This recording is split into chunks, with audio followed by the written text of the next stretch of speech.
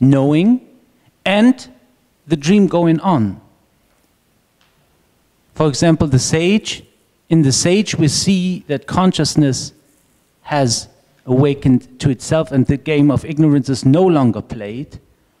And then, but the game of Maya keeps playing itself out. That's true. In other words, both the ignorant and the sage see the same thing, see the same universe. It's just that the sage has seen behind the curtain the tricks of the universal magician and kind of knows that the lady is not really cut in two in the box. Whereas in the ignorance, for the ignorant, there is a fear. I mean, this guy is killing the poor lady. But in both, in the sage and in the ignorant, the perceiving... They see the same thing, yes. Yes, they see the same thing, and also the seer is consciousness, right? Yes, always. Always. So, still my question, at the same time, consciousness knows the trick and doesn't know the trick and falls into the trap of the trick. Yeah, that's image. Simultaneously, you create the trick in the dream, and you are at the same time subjected to the illusion of it.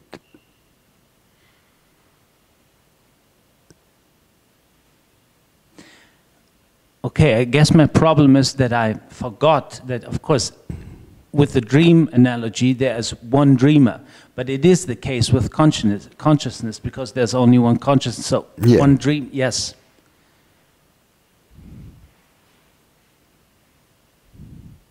So I think my mistake is that I still want to, in this, try to find a representation, I still assume a multiplicity of seers where there is none. Yes. Is that? Yes. Okay. Yes, there is only one seer.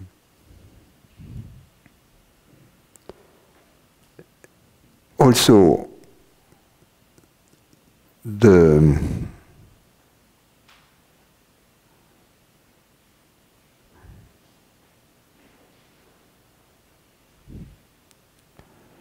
simultaneity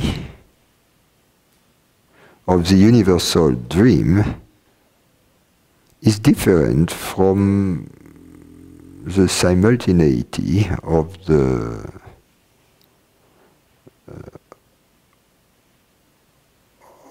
night dream.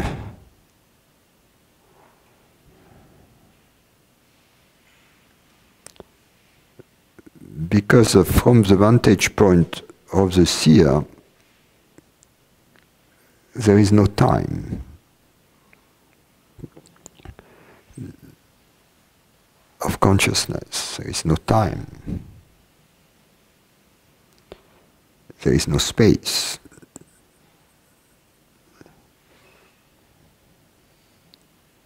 So it is very difficult to have a representation on the level of the mind of such a simultaneity because the mind is the child of time.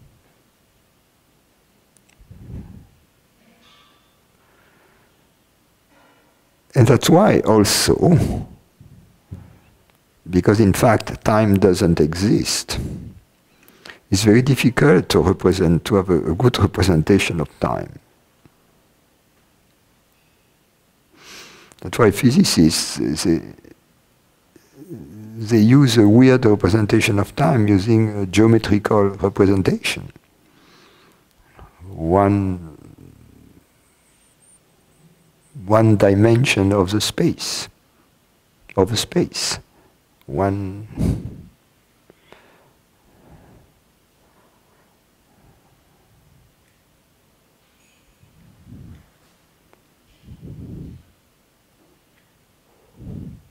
we never experience time.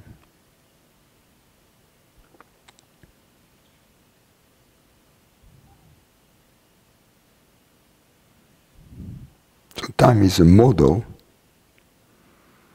that we use to navigate in our life, if you will, which is convenient, but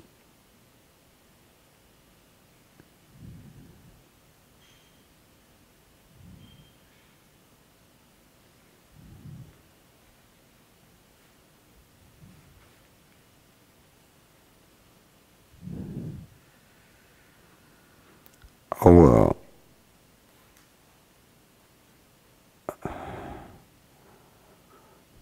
Grund is not in time.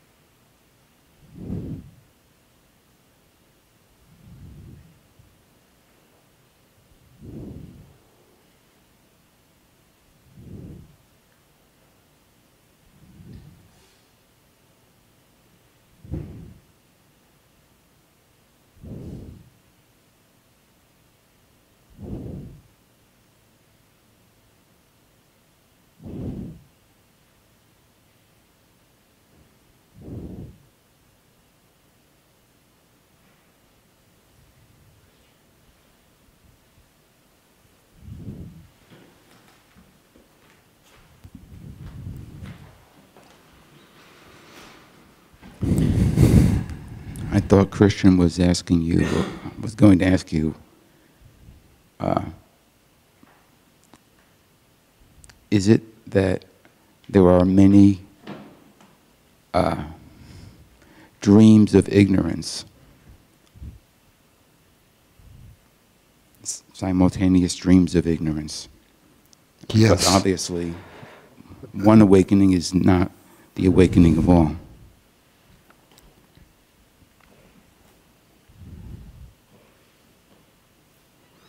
And the answer is, it seems to be like this. The answer is not, it is like this. Pardon me? The answer is not, it is like this. The answer is, it seems to be like this. So what is the difference between that? Is it, is it that we don't know, or what's the distinction you're making? Maya versus reality. Maya is the seeming.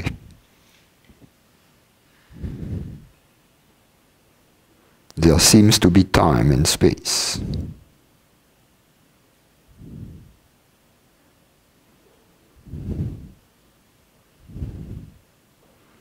But time and space are not the root of reality.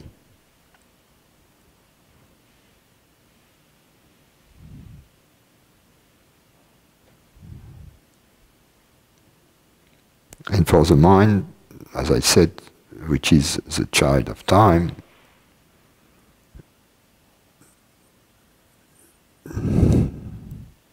there cannot be a representation of it.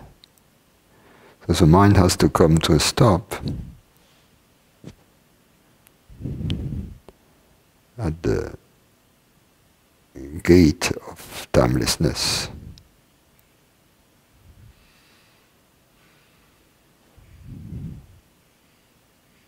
You're speaking about the understanding of this paradox. Because ignorance is not, I'm asking, is ignorance a product of time and space? Or is it a choice of the... Ignorance requires Maya. Maya doesn't require ignorance. In other words, you cannot have ignorance without Maya, because you need objects, you need differentiation so that you can identify with a fragment, which is ignorance. So in order to identify with a fragment, you need a fragment. And the fragment means you need at least two objects, which are this fragment and the rest, right? There are two objects, the fragment and the rest of it. So you need at least duality, two fragments, two objects.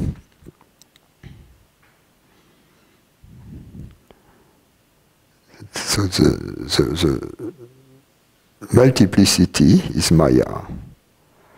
The identification of our reality with one of the multiple elements of Maya is ignorance. So Maya is a precondition for ignorance, but Maya doesn't require ignorance, doesn't imply ignorance.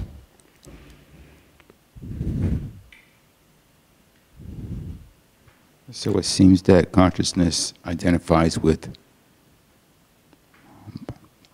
its the multiplicity in all its various shapes and forms. Ignorance is not equivalent to multiplicity, but you cannot have ignorance without multiplicity, yes.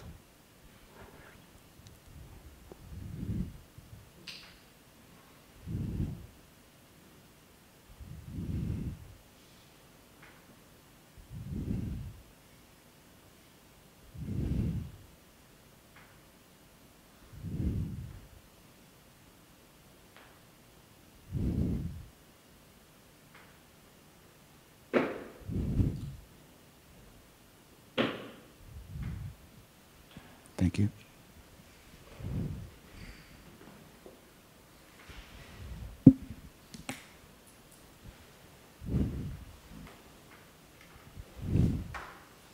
I've been thinking about what you said a couple of days ago about how in this process or on this journey, the transformation takes place at the cellular, it goes all the way down to the cellular level.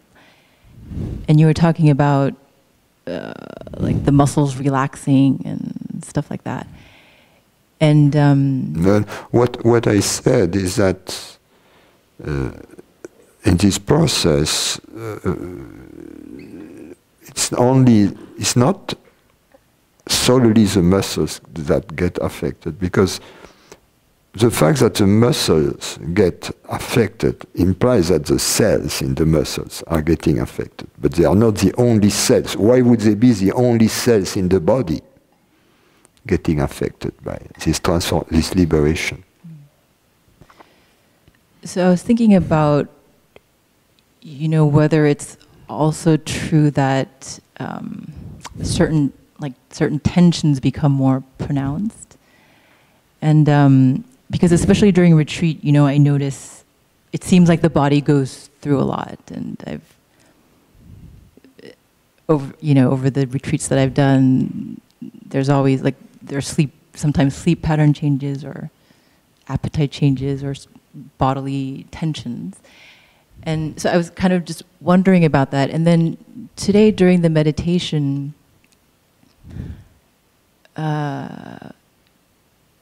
there was a point where like I sensed kind of like boredom. You know, I sensed that I was getting bored. And because I could not do anything to immediately satisfy the boredom, you know, I decided to look at it.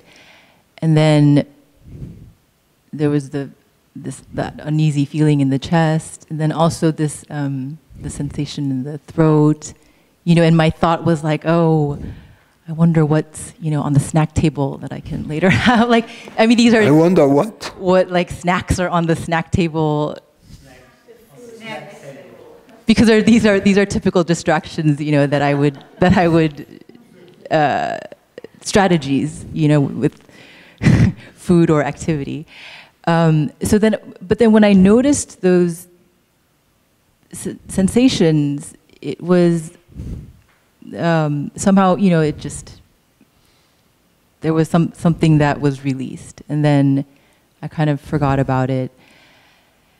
And then a few minutes later, what I assume it's the same thing, but it came back in a way that was, the feeling was that, oh, the silence is unbearable. You know, like, I want to get out of here. Like, I want to run out the door.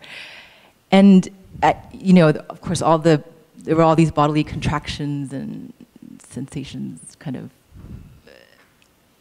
going crazy. But then I remembered, you know, I mean, I remembered, no, I love this silence, you know, I love this stillness. And the silence is what I love. And then it just, you know, everything relaxed. So it occurred to me that may sometimes be what happens, you know, with these tensions and releases that I recognize more during retreat. But, you know, it's a sense of contraction that comes up, and then it just somehow releases, and, you know, and then it just feels like after going through that in this focused time frame, that it seems like the body gets exhausted. But is that kind of what is happening? Yeah. The alchemists have this formula: solve and coagulate, means to coagulate and to dissolve.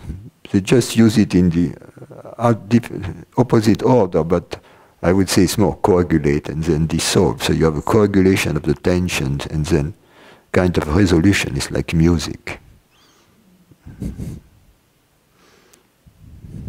Building up tension and then... But there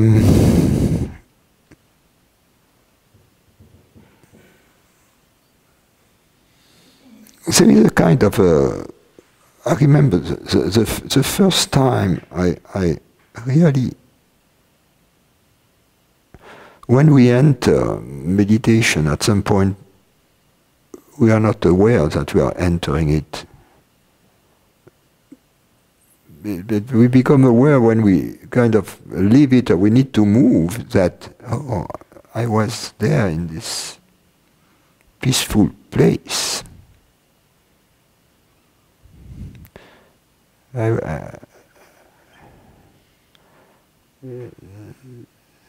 was before dinner with my teacher. We were sitting outside,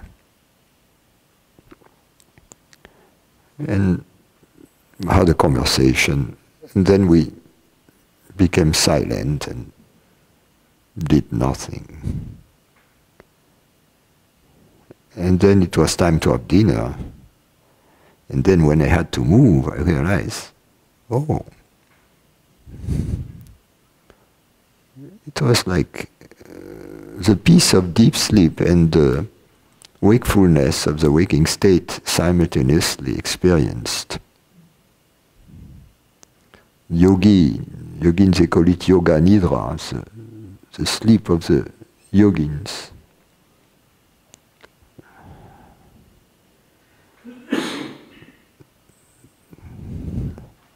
And that happens when all these resistances, all this boredom or whatever is completely embraced, and then collapses.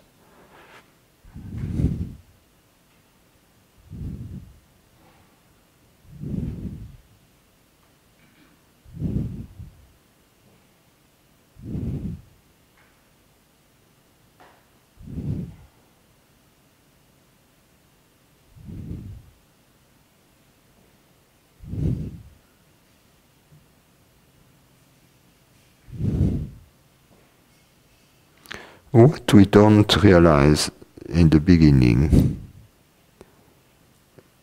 is that we are totally in control of it.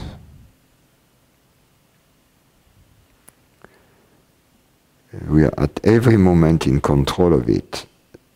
It's just that we have the wrong notion of what meditation feels like. And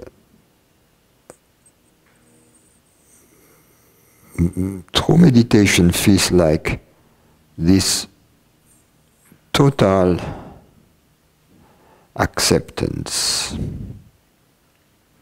Not a resignated acceptance, but a willful, joyful, peaceful acceptance of the totality of the situation. And it's a decision we can make at every moment. And then this decision will remain in effect up until we cancel it. The problem is that in the beginning we make it, and then the next moment we cancel it. Then we make it, we cancel it. So then the moment we make it, there is a whole process that takes place at the cellular level and also at the neuronal level. And if we cancel it immediately, we don't allow for this process to play itself out. And the feeling is, well, I'm not meditating, whereas in fact we have a lot of mini meditation, you know, in a series of mini meditation, like 1 second each, you see. But when we understand that the decision remains in effect up until we cancel it, then we go into this, we allow for it to happen. And we know it's going to happen. I mean, the perfume then comes, the perfume of deep sleep, or similar to the one we experience in deep sleep, but in the presence of the sense perceptions and of the bodily sensations. The bodily sensations are not an obstacle any more than the sense perceptions. The world and the body are present, and the mind, but the peace is there.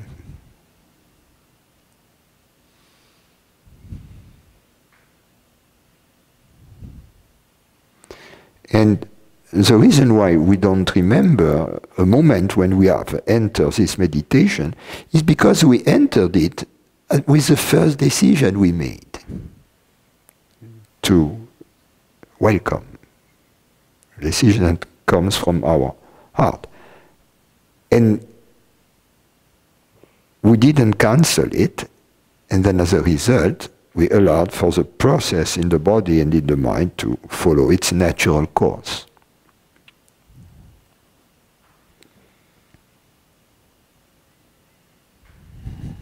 One other question that I had was, so you were talking about with the intimacy, how you can do this exercise of granting that intimacy to objects. Yeah, to the chair. Yeah, and you were saying that it's kind of similar to the experience that Amy had described of when she saw the little girl at Starbucks and who was crying, and you know she felt. It's similar, just that what I said is that beautiful object or lovely object trigger spontaneously this experience, whereas here what I was kind of pointing out is that we can trigger it ourselves. Yeah, well, I was wondering if that's what naturally happens in love, like when you, if that was also, yes, what the experience that's of love was. Yeah.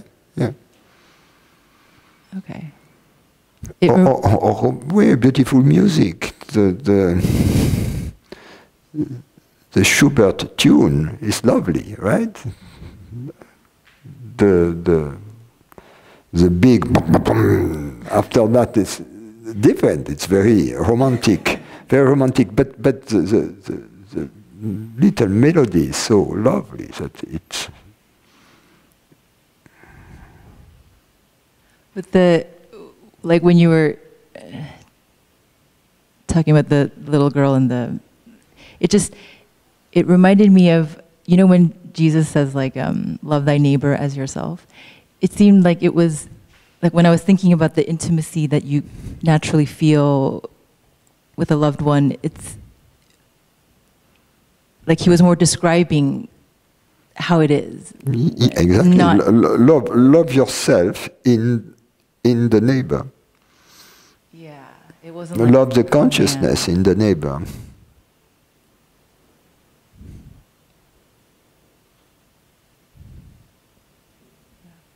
Okay, thank you.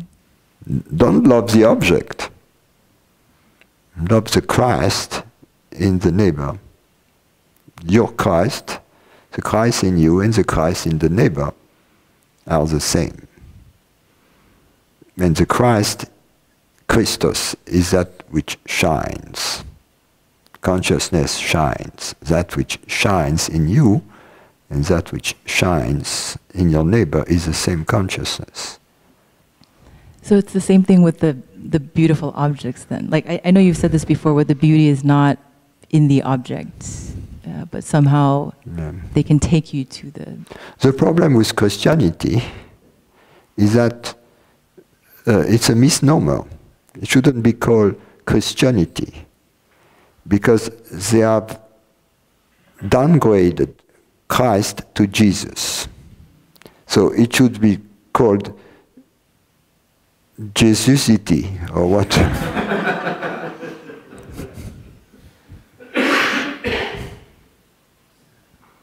Thank you.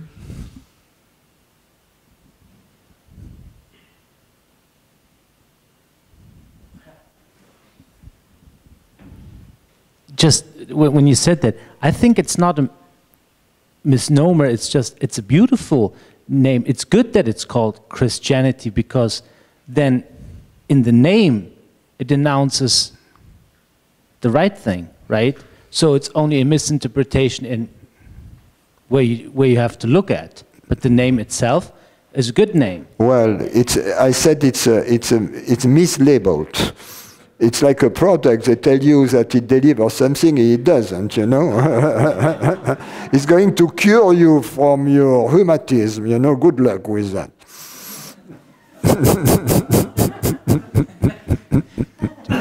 Well, but I would say, as I understood, at least if you are willing to dig deep enough and unpack it,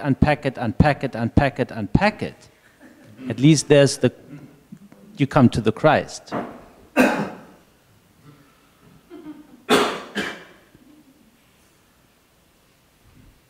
I mean, I'm afraid the buck stops with Jesus. But then, for what I see, I mean, I'm not an insider, so perhaps there are things that are not revealed to the large public. I'm not an insider, neither really, but I would say, like what Jinuan was just saying, now revisiting some of the teachings, the sayings, and the parables of Jesus, now it is clear that they talk about the truth and point to the truth. Yeah. Yeah. And I guess, you know, there was something already, you know, even in Martin Luther, you know, that he felt that need to go back to the sayings of Jesus. You know. Yes, and at also the origin, but of course, like as always, it gets. And also one thing that always strikes me, I don't want to go into detail here, but I think he had a pretty good notion of the lack of free will of the person. He was very clear about that we are either kind of like almost a horse ridden by either God or the devil. That was his terms, but there was no free will really in the person. Yeah, he got that. Predestination. But it would leave you between a rock and a hard place, you know. What can I do? I'm cooked. I'm going to bake in hell for the rest of eternity.